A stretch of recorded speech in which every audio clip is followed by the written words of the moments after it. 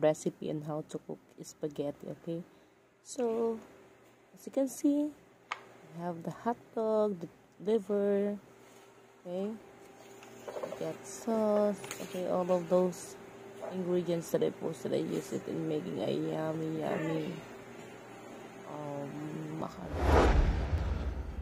spaghetti. Okay, I use the telephone noodles.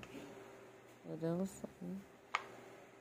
I used to add hot dog, liver spread, mayonnaise, get sauce, grated cheese,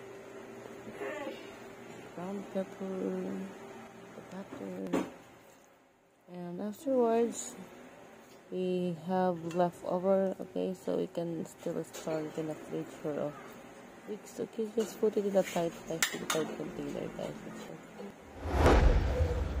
Store it in the fridge. It can last for at least 1 week.